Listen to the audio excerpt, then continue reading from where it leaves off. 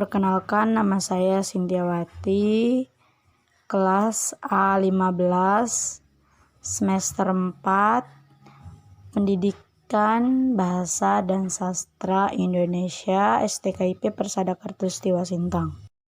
Baik, di sini saya akan membahas tentang sejarah sastra dan tugas sejarah sastra. Nah, berikutnya sejarah sastra. Sejarah sastra, ilmu yang mempelajari tentang perkembangan sastra secara kronologi. Dari waktu ke waktu, sastra dapat dikaji dengan menggunakan prinsip-prinsip karya sastra.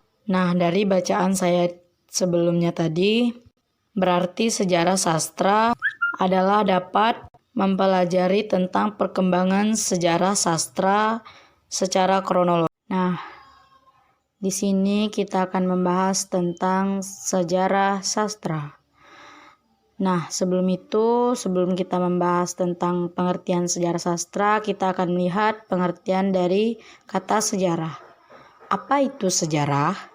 Sejarah adalah ilmu yang menyelidiki perkembangan, peristiwa, dan kejadian-kejadian di masa lampau.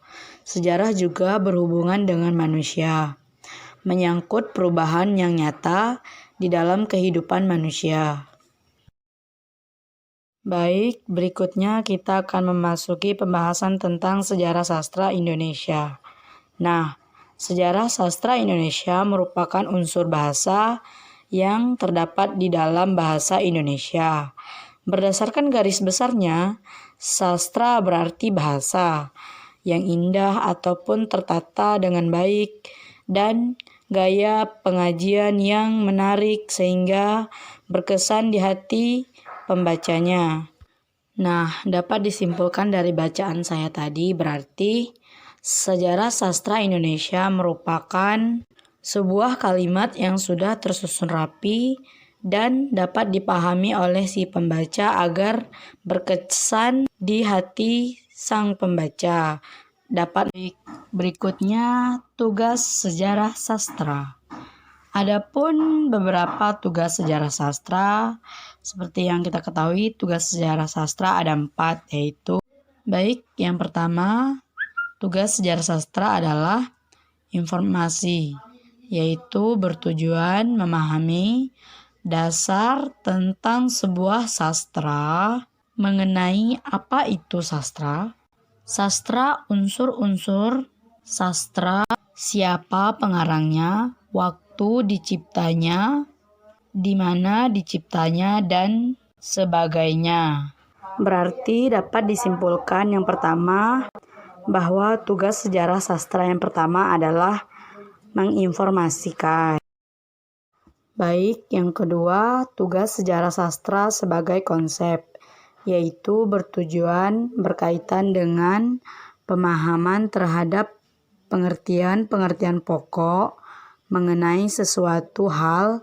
Dalam hal ini, seseorang dapat mengenal terminologi dari setiap aspek.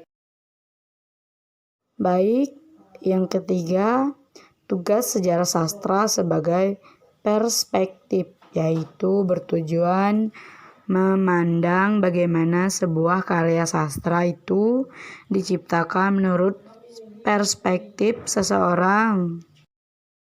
Baik, yang keempat, tugas sejarah sastra sebagai apresiasi, yaitu bertujuan yang berkaitan dengan pemahaman, penghayatan, penikmatan, dan penghargaan seseorang terhadap karya sastra. Baik, sekian penjelasan tentang sejarah sastra dan tugas sejarah sastra. Semoga bermanfaat. Terima kasih.